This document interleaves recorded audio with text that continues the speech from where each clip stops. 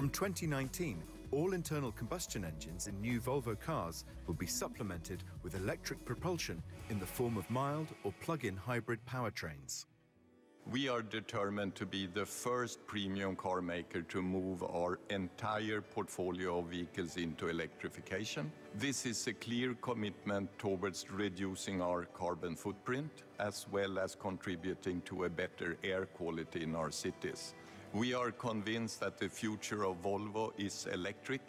Nous annonçons la fin de la vente des voitures à essence et diesel d'ici 2040. Deux annonces électriques, coup sur coup. Celle du fabricant automobile Volvo qui, dans 3 ans, n'offrira plus de nouveaux modèles de voitures avec un moteur à essence ou au diesel. Les nouveaux modèles seront tous électriques ou hybrides. Et une autre annonce, c'est celle du ministre de l'Environnement français. En 2040, vous l'avez entendu, on ne trouvera plus chez les concessionnaires en France de nouvelles voitures avec le moteur à essence ou au diesel. Le ministre est conscient que cette cible est, selon ses propres mots, une véritable révolution.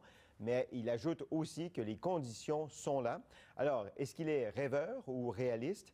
Pour en discuter, à Québec, Yann Simon, professeur à la Faculté des sciences de l'administration de l'Université Laval et directeur du CIRELT, le Centre interuniversitaire de recherche sur les réseaux d'entreprises, la logistique et le transport. Monsieur Simon, bonsoir. Bonsoir. Et en studio avec moi à Montréal, Simon-Pierre Rioux, président de l'Association des véhicules électriques du Québec. L'association qui est financée par ses membres, par Nissan et par Intact Assurance, participe à des projets comme Branchez-vous et les rendez-vous branchés. Monsieur Rioux, bonsoir. Bonsoir. Monsieur Simon, je commence par vous. En vous donnant une statistique, parlons de la France. En France, l'année dernière, 3 % des véhicules vendus étaient hybrides, 1 % étaient électriques. Est-ce que c'est utopique de penser qu'en 2040, on ne vendra plus de véhicules à essence ou diesel en France? Bien, disons qu'il s'agit d'un objectif ambitieux, mais qu'il s'agit aussi, au vu des changements climatiques, d'un objectif qui est essentiel, c'est-à-dire que les voitures électriques et les voitures hybrides feront partie d'un cocktail de transport qui nous aideront à diminuer et à mieux contrôler nos émissions de gaz à effet de serre pour rencontrer justement nos objectifs en matière de pollution. Il faut les voir, ces véhicules-là, pas simplement comme une panacée, car ce n'est pas le cas, mais plutôt comme un outil supplémentaire qu'on a pour nous aider justement à avoir des habitudes de mobilité qui sont plus durables. Est-ce que c'est important, selon vous, le message que Volvo envoie aussi en disant « Nous aussi, on va faire notre part ». D'habitude, les entreprises sont là pour leur profit, mais probablement que Volvo y voit aussi un avantage commercial. Oui, tout à fait. Volvo l'a dit, ils sont un constructeur qui s'estime être, entre guillemets, premium, c'est-à-dire qui vend des voitures de luxe ou en tout cas dans ce segment-là, plus haut de gamme, effectivement. Et ils peuvent donc se le permettre. Il faut dire aussi que Volvo est maintenant la propriété d'une entreprise chinoise qui a les poches assez profondes et qui a un accès maintenant sur justement le marché chinois qui est assez privilégié. C'est-à-dire que les volumes de vente en Chine sont très intéressants, de même qu'aux États-Unis. Mais là-dessus, l'Occident, malheureusement, n'a plus la pôle, si vous me passez l'expression. Monsieur Rioux, selon vous, est-ce que la France porte des lunettes roses ou des lunettes trop vertes? Je crois qu'ils ont vraiment une belle approche à ce niveau-là. Il faut vraiment comprendre que c'est une évolution. On a commencé avec un véhicule électrique, un véhicule pour transporter les gens. On s'est posé des questions après, qu'est-ce qu'on fait? Il y a une révolution à travers la production d'énergie, au niveau de l'électricité.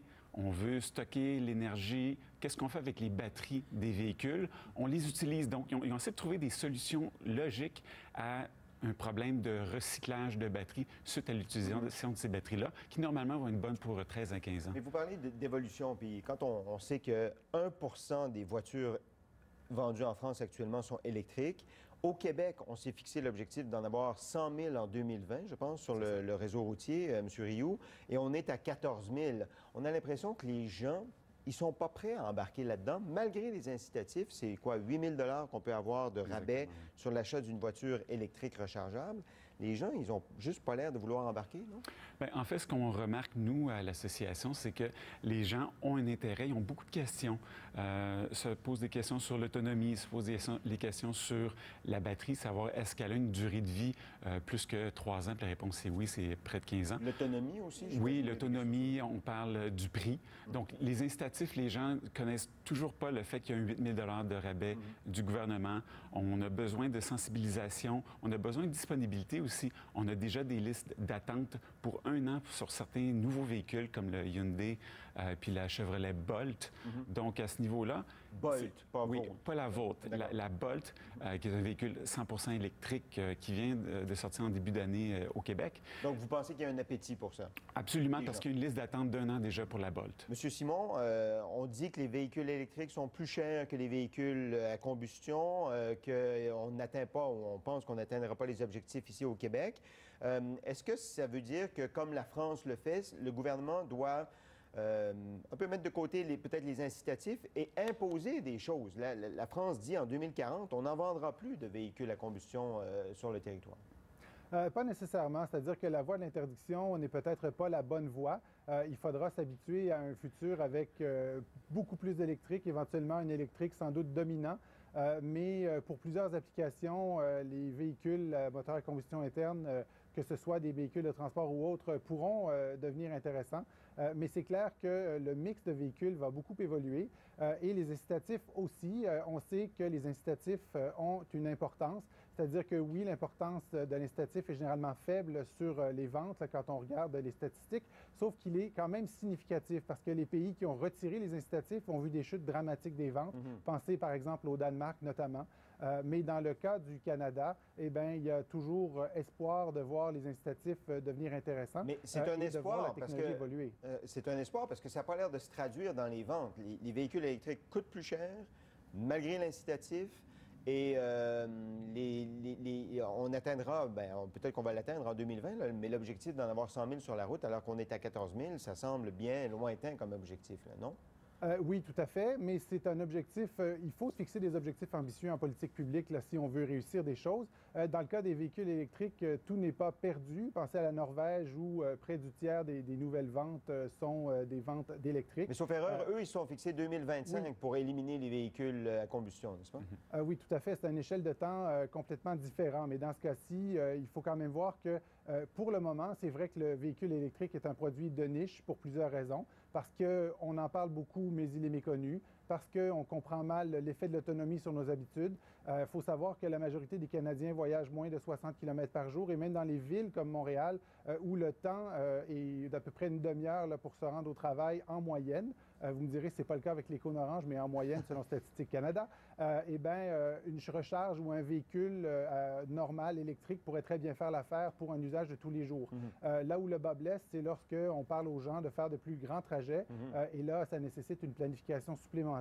Rajoutez à cela que le réseau d'infrastructure est en pleine croissance pour les bornes de recharge et autres, que les technologies s'améliorent aussi en termes de bornes de recharge. Mais en termes de côté pratique, si on parle d'une recharge rapide qui pourrait prendre, je ne sais pas, d'une demi-heure à 1 heure, c'est sûr que c'est plus long que faire le plein en 5 minutes à votre station-service préférée. Il y a aussi toute la question environnementale des bénéfices des véhicules électriques par rapport aux véhicules hybrides. Selon votre source d'électrique, si votre fournisseur électrique est un fournisseur au charbon, bien là, on voit que ça annule certains des avantages d'être électrique ou hybride.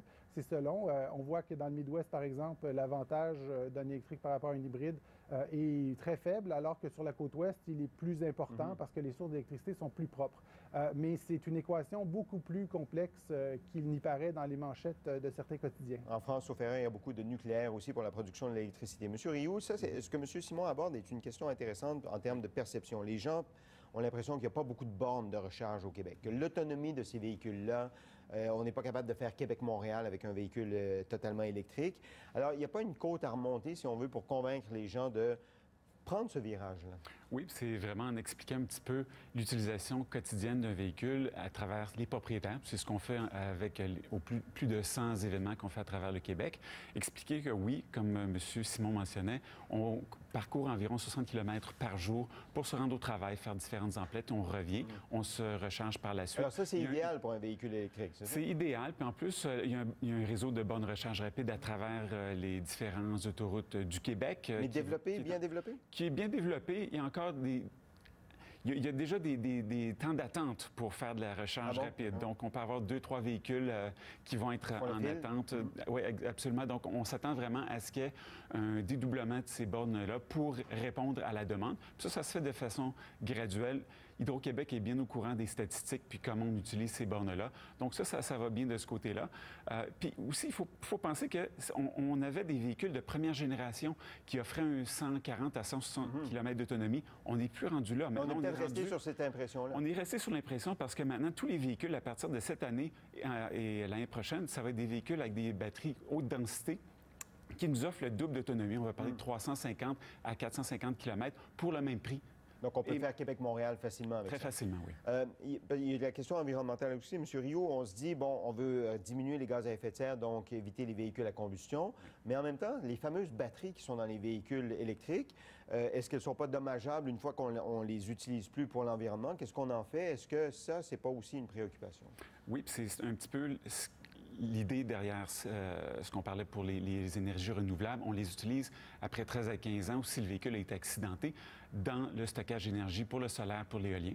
Donc, ça, c'est des ressources. Sinon, il va y avoir du recyclage. On peut les recycler ou les réutiliser.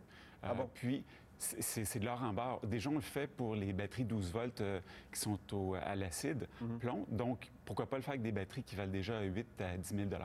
Monsieur Simon, on va terminer là-dessus. Les véhicules, quand on parle des véhicules électriques, il semble que le transport de marchandises est l'aspect le plus polluant chez nous, en tout cas dans le transport dans les transports. Là, on vise, avec l'histoire de la France, peut-être les véhicules à combustion, mais est-ce qu'il n'y a pas une réforme à faire du côté du transport lourd de marchandises aussi, qui est possible avec des véhicules électriques? Elle est commencée d'ailleurs sur 2 axes, sur le plan de l'électrification et sur le plan de l'autonomie. Sur le plan de l'électrification, il y a beaucoup de constructeurs maintenant qui adaptent les technologies au transport et c'est très intéressant parce qu'on transporte des charges similaires ou meilleures avec des caractéristiques techniques des véhicules qui sont très intéressantes. Et il y a celui de l'autonomie aussi parce que en autonomisant certains bouts du trajet, si on veut, on se trouve à optimiser le temps de parcours et donc à mieux contrôler le trafic et mieux contrôler les émissions de gaz à effet de serre qui viennent des activités du transport, oui, mais aussi des activités périphériques au transport.